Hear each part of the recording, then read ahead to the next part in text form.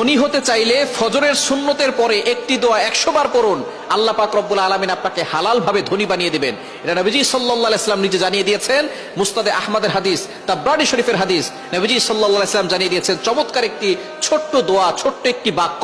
নবীজি সাল্লাল্লাহু আলাইহি ওয়াসাল্লাম বলেছেন এই সময় যদি এই বাক্যটা 100 বার পড়া হয়, আল্লাহ পাক রব্বুল আলামিন তাকে হালাল ভাবে ধনী বানিয়ে দিবেন। দোয়াটি করবেন কখন? ফজরের নামাজের সময়, 2 রাকাত সুন্নতের পরে, ফরজের আগে। মনে রাখবেন, আজানের পরে, একামতের আগে এই সময়টা আমরা অনেকেই মসজিদে গিয়ে চুপচাপ করে বসে থাকি। আপনি এই সময় আল্লাহর কাছে দোয়া করবেন। এই সময় দোয়া করলে আল্লাহ তাআলা সেই দোয়াটা কবুল করে নেন। আর দোয়া লা ইউরাদ্দু বাইনাল আযানি ওয়াল ইকামা, তিরমিজি শরীফের হাদিস, আবু দাউদ শরীফের হাদিস। আজান ও ইকামতের মাঝখানে দোয়া করলে সেই দোয়াটা কবুল, ফিরিয়ে দেওয়া হয় না, সেই দোয়া কবুল করা হয়। আপনি যখনই যেই নামাজে মসজিদে যাবেন, আজান দিয়েছে, একামত হতে একটু দেরি হয়, আপনি সুন্নত পড়ে চুপচাপ বসে থাকবেন না, গল্প করবেন না, আপনি আল্লাহর কাছে দোয়া করবেন। আল্লাহ তাআলা আপনার সকল দোয়াগুলো কবুল করবেন।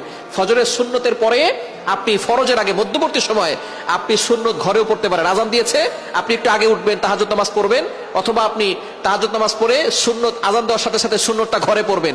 ঘরে পড়ে মসজিদ যদি কাছে হয় তাহলে ঘরে বসে আমল করতে পারবেন, অথবা আপনি চলতে ফিরতে আপনি আমলটা করতে পারবেন। দোয়াটি হচ্ছে লা ইলাহা ইল্লাল্লাহুল মালিকুল হাক্কুল মুবিন।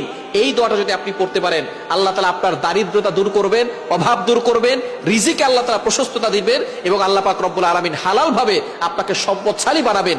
লা ইলাহা ইল্লাল্লাহুল মালিকুল হাক্কুল মুবিন। অন্য রায়াত দ্বারা জানা যায়, বাইহাকী শরীফের হাদিসের ভিতরে এসেছে, এই দোয়া পড়লে আল্লাহ পাক রব্বুল আলামিন তার গুনাহ মাফ করেন এবং আল্লাহ তাআলা তার কবরের